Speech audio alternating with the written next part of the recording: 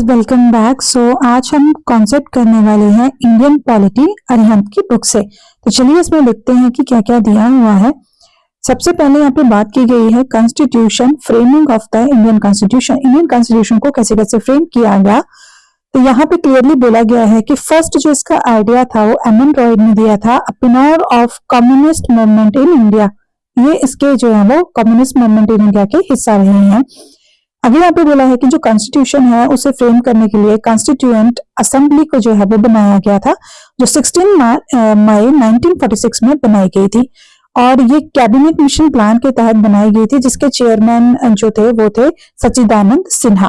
Doctor Rajendra प्रसाद और एच.सी. मुखर्जी इसे president और वाइस प्रेसिडेंट इसके इलेक्टेड हुए थे। और ये 11 दिसंबर 1946 को बनके बिल्कुल रेडी हो गया था। बी.एन. राव जी को अपॉइंट किया गया था as a constitutional adviser. And these are the most important question, क्योंकि यहाँ से डायरेक्ट क्वेश्चंस जो है वो पूछे जाते हैं। नेक्स्ट यहाँ पे बात की गई है कि ये जो कमेटी बनाई गई थी, इस कॉन्स्टिट्यूएंट असेंबली में 389 मेंबर्स थे, जिसमें 292 जो है वो ब्रिटिश स्टेट को रिप्रेजेंट कर रहे थे, जबकि 93 जो है वो प्रिंसली स्टेट को रिप्रेजेंट कर रहे थे। और 4 यहाँ पर चीफ कमिश्नर थे, दिल्ली, अजमेर, मेवाड़, कॉर्ग, ब्रिटिश बलूचिस्तान के। उसके बाद इसे ड्राफ्ट करने के लिए एक कमेटी बनाई गई, ड्राफ्टिंग कमेटी, जिसके हेड थे बी.आर. अम्बेडकर, और जिन्हें जो है फादर ऑफ इंडियन कॉन्स्टिट्यूशन भी बोला जाता है।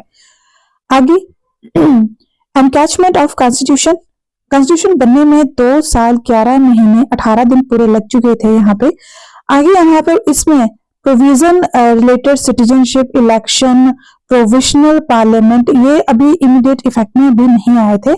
कहा जाता है कि कॉन्स्टिट्यूशन जो है वो हमने 26 नवंबर 1949 को कंप्लीट हो गया था, जिसमें प्रियम्बल था, 395 आर्टिकल्स थे और 22 उसके पार्ट्स बताए गए हैं और 8 उसमें शेड्यूल्स डाले गए थे। 448 टोटल यहाँ पे आर्टिकल्स थे, जिसमें 25 पार्ट्स थे और 12 शेड्यूल को काउंट किया गया था। आगे यहाँ पे बात की गई है कि जो आपका एनफोर्समेंट है कॉन्स्टिट्यूशन का, वो 26 जनवरी में किया गया था। क्यों? इन 1929 इस टाइम पे पहली बार इंडियन नेशनल कांग्रेस ने पूर्ण स्वराज की मांग की थी लाहौर सेशन में, जिसे जवाहरलाल नेहरू जी जो है वो चेयर कर रहे थे। कॉन्स्टिट्यूशन 26 जनवरी 1950 में पूरी तरह से पूरे देश में लागू किया गया और इसे रिपब्लिक डे ऑफ इंडिया भी माना गया। आगे कहा जाता है कि कॉन्स्टिट्यूशन असेंबली ने जो है वो 22 जुलाई 1947 में नेशनल फ्लैग को अडॉप्ट किया था और इसे पिंगाली वनिक्या ने डिजाइन किया था। This is one of the most important question कि उसे अडॉप्ट कब किया गया था और सेकंड इसे डिजाइन किसने किया था। नेक्स्ट यहाँ पे इंटरिम गवर्नमेंट उस टाइम पे बनाई गई, जिसके अंतर्गत जवाहरलाल नेहरू जी के पास external affairs and commonwealth relation थे, सरदार वल्लभ भाई पटेल जी के पास home and information and broadcasting था, डॉक्टर राजेंद्र प्रसाद के पास फूड एंड एग्रीकल्चर था, डॉक्टर जॉन मथाई के पास इंडस्ट्रीज के से रिलेटेड था, जगजीवन राम लेबर से कनेक्टेड थे, बलदेव सिंह जी डिफेंस से रिलेटेड थे, C.H. भाभा माइंस से रिलेटेड थे, लियाकत अली खान जी ये फाइनेंस से जुड़े थे, अब्दुल राब निश्तार ये पोस्ट और एयर से जुड़े थे, Asaf Ali railway transport, C Rajagopalachari ji education and art, चुंबरीगर ये कॉमर्स से रिलेटेड थे, गजनफर अली खान ये हेल्थ से रिलेटेड थे, जोगिंदर नाथ मंडल जी ये लॉ से रिलेटेड थे। आगे interim government was formed for the new elected constitutional assembly। Preamble यहाँ पे हमारे पास दिया गया है, जिसमें हमें कुछ मेजर फैक्ट्स उसमें बताए गए हैं, जिसमें interior part of constitution, interpretation of constitution, spirit of preamble इसे जो है वो बोला जाता है। आगे ऑब्जेक्टिव रेजोल्यूशन जो ड्राफ्ट किया था उसे पास किया था जवाहरलाल नेहरू जी ने और इसे कॉन्स्टिट्यूशनल असेंबली में ज्वाइन किया गया था और इसे प्रियम्बल बोला गया। ओके, आगे यहाँ पे बात की गई है कि प्रियम्बल जो है वो बेसिकली जो आइडिया है वो यूएसए से लिया गया है, जिसमें वर्ड से सोशलिस्ट, सेकुलर और इंटीग्रिटी ये 42 अमेंडमेंट के बाद जो है वो 1946 में जब आया था तो उसे एड ऑन किया गया था। सो हमारा प्रियम्बल क्या है? We the people of India having solemnly resolve to constitution India into a sovereign socialist secular democratic republic and to secure all the citizen justice, social, economic, political, liberty of thought, expression, belief, faith and worship, equality in status and opportunity, promote among all them fraternity, dignity of individual and unity and integrity in the nation in our constitutional assembly. This 26 days of November 1949 to hereby adopt, enact and give to ourselves the constitution. So basically question यहाँ से आता है इसका कि sovereign state, social state, secular और democratic Republic जो है वो उसमें क्या क्या वर्ड और किस अलाइनमेंट में है, ये डायरेक्ट क्वेश्चन पूछा जाता है यहाँ पे। नेक्स्ट यहाँ पे सोर्सेज ऑफ इंडियन कॉन्स्टिट्यूशन के क्या क्या सोर्सेज रहे हैं, तो यूनाइटेड किंगडम से हमने rule of law, cabinet system, prerogative writs, parliamentary government, bicameral parliament, CAG officer, single citizenship and law making procedure. So ये बहुत इंपॉर्टेंट क्वेश्चन है क्योंकि यहाँ से डायरेक्ट क्वेश्चन पूछे जाते हैं। नेक्स्ट है यूएसए, तो यूएसए से हमें क्या क्या चीजें मिली हैं, यूएसए से हमें written constitution, vice president ex officio होगा, चेयरमैन ऑफ अपर हाउस होगा, fundamental rights, supreme court, judiciary and preamble. So USA से हमने ये सारे कॉन्सेप्ट जो है वो लिए हुए हैं। नेक्स्ट यूएसएसआर से हमने फंडामेंटल ड्यूटीज ली हुई हैं, ये नागरिकों के लिए है कि नागरिकों का क्या काम है। ऑस्ट्रेलिया से कॉन्करेंट लिस्ट और ज्वाइंट सिटिंग के बारे में बात की है। जापान से हमने प्रोसीजर एस्टैब्लिश बाय लॉ जो है वो किया गया है। जर्मनी से suspension of fundamental rights during emergency. Canada से फेडरेशन क्या चीज होती है और पावर क्या क्या होनी चाहिए स्टेट और सेंटर के पास, वो सारा इसमें डिजाइन किया गया है। नेक्स्ट इसमें बात की गई है आयरलैंड से हमने बेसिकली क्या क्या लिया है, directive principle of state policies यहाँ पे ली गई है। साउथ अफ्रीका से हमने इलेक्शन, राज्यसभा के इलेक्शन कैसे होने चाहिए वो लिया है। फ्रांस से हमने लिबर्टी, इक्वलिटी और फ्रेटर्निटी इन प्रेम्बल का जो है वो कॉन्सेप्ट वहां से उठाया है। मेन फीचर्स क्या क्या हैं इसमें, तो देखिए मेन फीचर्स इसके सिंपल से हैं कि सबसे ज्यादा लिखा हुआ कॉन्स्टिट्यूशन है, रिजिड और फ्लेक्सिबल दोनों है, पार्लियामेंट्री सिस्टम के लिए है, फेडरल सिस्टम है, फंडामेंटल राइट्स हैं, यहाँ पे डीपीएसपीज हैं, इंटीग्रिटी एंड इंडिपेंडेंट जुडिशरी है, सिंगल सिटीजनशिप है, इमरजेंसी पावर है, यूनिवर्सल एडल्ट फ्रेंचाइजेस के बारे में यहाँ पे बात की गई है। चलिए अब कुछ जो है वो पार्ट्स के बारे में बात करते हैं। तो हमारे कॉन्स्टिट्यूशन का फर्स्ट पार्ट है यूनियन एंड इट्स टेरिटरी। सो जैसा कि आप जानते हैं कि इंडिया, भारत, इसे जो है यूनियन ऑफ स्टेट कहा जाता है और ये न्यू स्टेट का जो है वो एडमिशन और एस्टेब्लिशमेंट कर सकता है। कॉन्स्टिट्यूशन उसे एम्पावर करता है पार्लियामेंट को कि वो एक नया स्टेट भी बना सकते हैं, अगर किसी स्टेट की बाउंड्रीज से रिलेटेड कुछ चला हुआ है तो उसके बढ़ा भी सकते हैं और खत्म भी कर सकते हैं, जिसकी वजह से JNK का जो 2019 में जो रूल आया था उसके अकॉर्डिंग JNK जो है वो डिवाइड कर दिया गया था यूनियन टेरिटरीज में। लद्दाख और यूनियन टेरिटरी जम्मू कश्मीर उसमें बना दिया गया था। सिटीजनशिप की बात करें तो सेकंड पार्ट हमारा सिटीजनशिप का आता है जो आर्टिकल 5 से लेकर 11 तक आता है। 1959 में प्रिसाइड किया गया था। 5 इसके नेचर हैं, by birth, by regression, by incorporation, by descent and by naturalisation. ये 5 फैक्ट जो हैं वो 5 वे से आप इंडियन सिटीजनशिप ले सकते हैं। आगे लूज कैसे कर सकते हैं आप, अगर आप रिम्यूनरेशन कर रहे हैं, डेप्रिसिएशन कर रहे हैं, टर्मिनेशन कर रहे हैं। सो 2019 में जब सिटीजनशिप अमेंडमेंट बिल आया था तो हिंदू, सिख, बुद्धिस्ट, जैन, पारसी, क्रिश्चियन, ये जो पाकिस्तान और बांग्लादेश और पाकिस्तान में ये जो लोग रहते हैं, कौन कौन से, only 6 communities, these are Christian religion, Christian हो सकते हैं, हिंदू हो सकते हैं, सिख हो सकते हैं, बुद्धिस्ट, जैन, पारसी, 6 है ये टोटल। तो ये अगर इन तीन कंट्रीज में लाई करते हैं तो ये भारत में आके भारत की नागरिकता को ले सकते हैं। लेकिन अगर ये वो लोग हैं जो 31 दिसंबर 2014 से पहले आए थे। आगे यहाँ पे बात की गई है पार्ट 3 में फंडामेंटल राइट्स, तो 12 से 35 आर्टिकल है। सबसे पहले है राइट टू इक्वालिटी, 14 से 18 के बीच में बोला है इक्वलिटी बिफोर लॉ, किसी भी तरह से आप उसको डिस्क्रिमिनेशन नहीं कर सकते, आपको सभी में समान अधिकार दिया जाएगा। अनटचेबिलिटी खत्म की गई है, टाइटल्स का काम यहाँ पे खत्म किया गया है। राइट टू फ्रीडम यहाँ पे बात की गई है, तो यहाँ पे बोलचाल 19 के तहत जो है वो हमारा प्रेस आती है। 20 में बोला है कि आपके अगेंस्ट कोई भी ऑफेंस होता है तो आप उसके लिए प्रोटेक्शन ले सकते हैं। Protection of life, protection of liberty article 21 में आता है। Protection against arrest and detention ये आर्टिकल 22 में आता है। राइट टू एजुकेशन में 6 से 14 साल की जितने भी एज है, जैसे आपका national education policy 2005 and national education policy 2009 में ये चीजें पहले क्लियर कर दी गई थी कि आर्टिकल 21 में फ्री एजुकेशन बच्चों के लिए की गई है। 23 से 24 के बीच में जो है वो ह्यूमन ट्रैफिकिंग को खत्म करना और चाइल्ड को जो है वो फैक्ट्रीज में स्पेशली फैक्ट्रीज में। ऐसा नहीं है कि ढाबे वगैरह पे, अगर ढाबे वगैरह पे बच्चा काम कर रहा है तो हो सकता है कि वो आजीविका कमाने के लिए वहां गया हो, तो उस केस में उसको एम्प्लॉयमेंट देना ठीक है। लेकिन अगर हैजार्डियस प्लेस है, जैसे पटाखे बन रहे हैं या कोई केमिकल की फैक्ट्री है, तो वहां पर बच्चों को जाना मना है।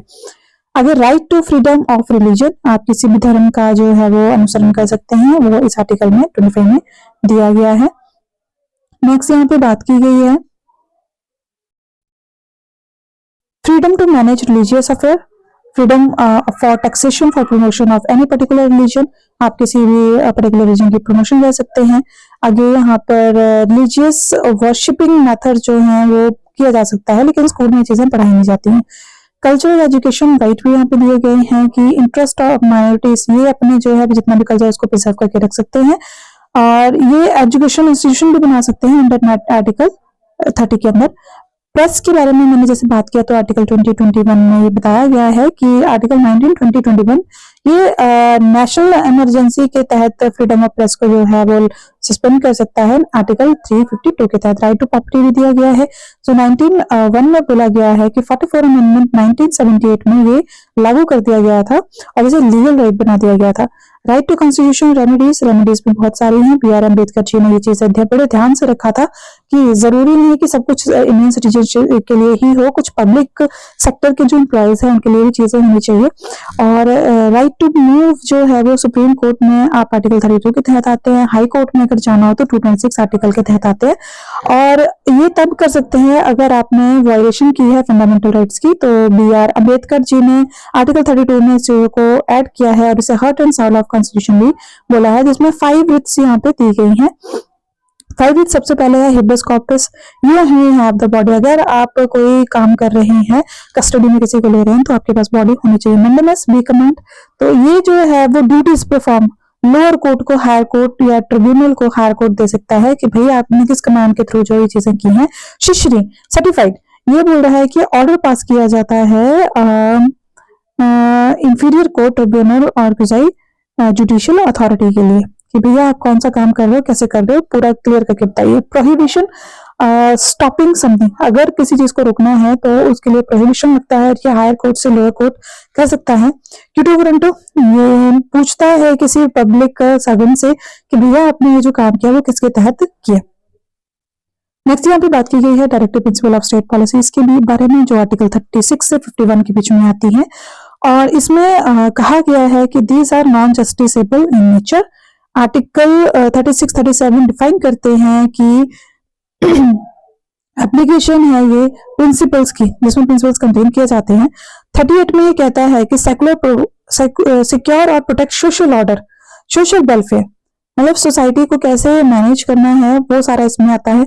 39 आर्टिकल में ये बोलता है कि कुछ प्रिंसिपल और पॉलिसीज है जो स्टेट को फॉलो करनी चाहिए। 40 में ये बोलता है कि पंचायती जो है वो सेल्फ गवर्नमेंट बना सकती हैं। 41 में right to work, right to education, ये सारी बात की गई है। आर्टिकल 42 में इसे ह्यूमन कंडीशन ऑफ वर्क और मैटरनिटी रिलीफ के बारे में बात की गई है। लिविंग वेजेस के यहाँ पे बारे में बात की गई है। 44 में यूनिफॉर्म सिविल कोड है, provision of early childhood care under 6, 45 में आता है। 46 में एसटी और एसटी के बारे में बात की गई है। 47 आर्टिकल में जो है वो हेल्थ के बारे में बात की गई है कि जितने भी इंटॉक्सिकेटिंग ड्रिंक्स है ड्रग्स है उसे खत्म किया जाए। एग्रीकल्चर के बारे में बात की गई है 48 में। 49 में मॉन्यूमेंट्स को प्रोटेक्ट करना है। 50 में सेपरेशन जुडिशरी एग्जीक्यूटिव करना है। 51 में इंटरनेशनल पीस और सिक्योरिटी के बारे में बात की गई है। अभी यहाँ पे फंडामेंटल ड्यूटीज है जो हमने 42 अमेंडमेंट में यूएसएसआर से ली थी, और ये कुछ ड्यूटीज हैं जो इंडियन के नागरिकों को करनी चाहिए। आप इसको पॉज करके जो है वो पढ़ सकते हैं अगर आप पढ़ना चाहते हैं तो। आगे यहाँ पे बात की गई है कि 86 अमेंडमेंट 2002 में जो है वो आर्टिकल 51 के जो है वो ऐड किया गया था, जिसमें बोला गया था कि ईच पेरेंट और guardian to provide opportunity for education to their child between the age of 16 and 14। ये हर किसी का राइट है कि 6 से 14 साल के बच्चे को जो है वो फ्री एजुकेशन दी जाए। नेक्स्ट यहाँ पे बात की गई है पहला जो पार्ट है, पार्ट 5 में यूनियन के बारे में, जिसमें प्रेसिडेंट के बारे में बात की गई है। President is the first person of India, first citizen of India भी बोला जाता है, हेड ऑफ स्टेट भी बोला जाता है। 42 अमेंडमेंट ऑफ कॉन्स्टिट्यूशन में जो है वो ऑब्लिगेटरी किया गया था कि प्रेसिडेंट जो है वो एडवाइस एक्सेप्ट करेगा। किसका एडवाइस एक्सेप्ट करेगा? जो काउंसिल ऑफ मिनिस्टर की है, लेकिन 44 अमेंडमेंट एक्ट के तहत जो है वो ऑब्लिगेटरी को जो है वो ऐड करके बोला गया था कि president can send the advice for reconstitution. Qualification 35 साल की एज होनी चाहिए इसकी, लोकसभा में एलिजिबिलिटी होनी चाहिए इसकी। इलेक्शन प्रोसेस जैसा कि आप जानते हैं, जितने भी हमारे हाउसेस में जो पर्सन्स होते हैं पार्लियामेंट में बेसिकली वही इनको इलेक्ट करते हैं। आगे यहाँ पर इसमें जो है वो स्टेट की लेजिस्लेटिव के जो एमएलएज हैं वो भी होते हैं, legislative assembly of union territories of Delhi और पौडुचेरी भी यहाँ पे रहते हैं। आगे यहाँ पे बात की गई है members of legislative council. Legislative council का कोई हक नहीं बनता है वोट करने का। सुप्रीम कोर्ट जो है वो डिसाइड करता है अगर प्रेसिडेंट इलेक्शन में किसी तरह का डिस्प्यूट आता है। टेन्योर कितने साल का है? 5 साल का रहता है, कोई अपर लिमिट नहीं है इसका।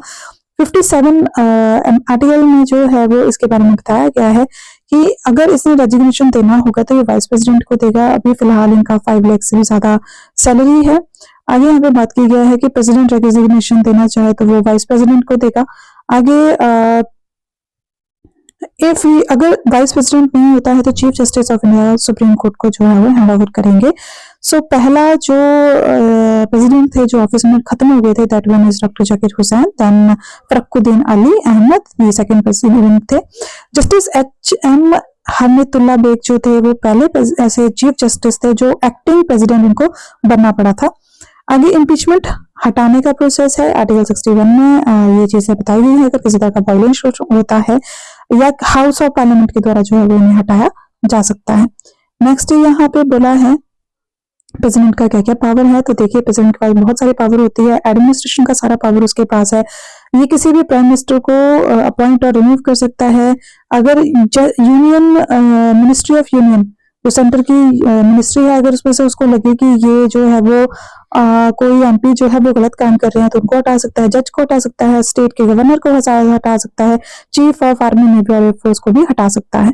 आगे यहाँ पे ये 12 मेंबर्स नॉमिनेट करते थे राज्यसभा में और 2 मेंबर्स लोकसभा में करते थे ये पास। लेकिन 2019 में जो है वो पार्लियामेंट में जब बिल आया तो इन्होंने प्रोविजन लाया कि doing away with the provision of Anglo India of Lok Sabha and some state assemblies को, तो इसे पास कर दिया गया था। नेक्स्ट यहाँ पे इन्होंने बोला है डिक्लेयर वॉर। अगर वॉर डिक्लेयर भी कर सकता है, पीस के बारे में बता सकता है, वीटो पावर्स इसके पास होते हैं। आर्टिकल 72 के तहत जो है वो इसके पास पार्डन, रिप्राइब, रिस्पाइट, रिमिशन और सस्पेंड, रिमिट, कम्यूट, ये सारे जो हैं वो इनके पास पावर्स रहती हैं। आगे डेथ सेंटेंस हो तो उसको भी आजीवन कारावास में बदल सकते हैं। आर्टिकल 123 में ये बोला गया है कि अध्यादेश भी जारी कर सकते हैं बिना शासन के, कि अगर उनको लगे कि ये चीज जरूरी है तो वो चीज कर सकते हैं। आगे यहाँ पे विटो पावर्स क्या क्या चीज है। एब्सोल्यूट विटो, ये बिल कोई भी अगर बिल आता है पार्लियामेंट में उसे होल्ड कर सकते हैं। क्वालिफाइड विटो, अगर can be overridden by legislature with higher majority, अगर ज्यादा मेजॉरिटी में हो तब भी उसको देख सकते हैं। सस्पेंड कर सकते हैं। पॉकेट विटो, अगर उनको लगता है कि कोई इश्यू चल रहा है और उनको बिल पास नहीं करना है तो उसे वो होल्ड करके रख देते हैं। जैसे कि यहाँ पे कुछ 2 बार विटो पावर को होल्ड किया गया था। जैसे डॉक्टर राजेंद्र प्रसाद ने आर वेंकटा रमन का जो है वो उस टाइम इसे पॉकेट विटो में डाल दिया था।